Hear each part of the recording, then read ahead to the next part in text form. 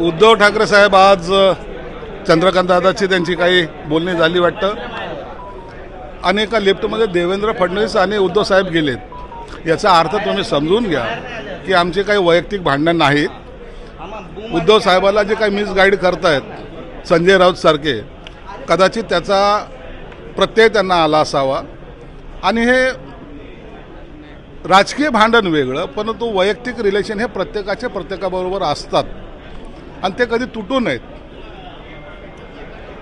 बाळासाहेब ठाकरे असे म्हणायचे की तुमचे कधीही पोटभेद असावेत पण मनभेद नसावेत। हे मनभेद नसावेत ते त्याचं उदाहरण आज तुम्हाला पाहायला मिळालं। महाराष्ट्राची संस्कृती जपायचं काम अशा नेत्याने केलं पाहिजे आणि त्याचा चांगला मेसेज हा समाजामध्ये जातो, म्हणून मी याला कोणताही गैर समजत नाही।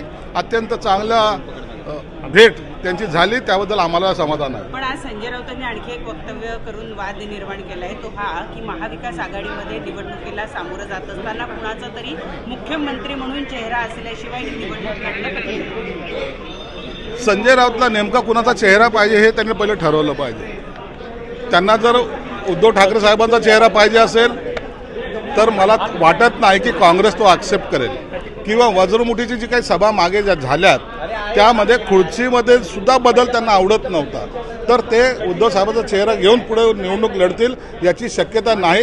एक वेळेला ती आघाडी तुटेल, परंतु असा चेहरा समोर येणार नाही, हे तेवढं सत्य आहे। म्हणून जर तुम्ही यावर कोणत्याही काँग्रेस नेत्याची प्रतिक्रिया जर घेतली तर तो यावर काही भाष्यच करणार नाही, हे तेवढंच खरं आहे।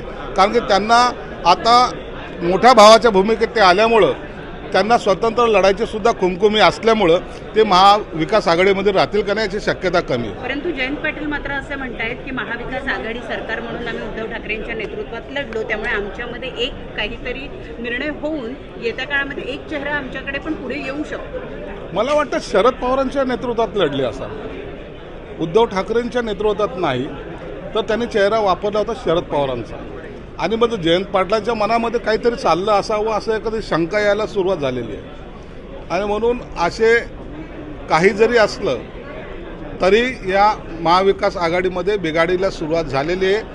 संजय राऊतने त्याच्यामध्ये काडी टाकलेली आहे, आता ती आग कुठपर्यंत जाईल याचं काही नेम नाही। मुख्यमंत्री पदावरूनच 2019ला शिवसेना आणि उद्धव ठाकरे भविष्यामध्ये काय होईल असं तुम्हाला वाटतं?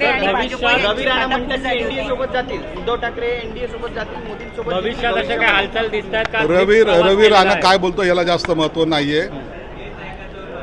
आता सगळेजण भविष्य सांगायला लागलेले, ते अशा भविष्य सांगण्यावर काही होत नसतं। याचा निर्णय हे महायुतीतले नेते हे घेत असतात आणि उद्धव साहेबांनी काय भूमिका घ्यावी हा त्यांचा प्रश्न आहे। म्हणून एक निश्चित आहे की ही महाविकास आघाडी आता टिकणं शक्य नाही आहे, याची सुरुवात आजपासून झालेली आहे। आज जे शेवटचं विधानसभेचं अधिवेशन आहे तसंच महायुतीचं त्या महाविकास आघाडीचं सुद्धा हे शेवटची युतीची पायऱ्यावर बसण्याचा हा प्रकार होता। यापुढं ते एकत्र दिसणार नाही असं भविष्यात दिसतंय।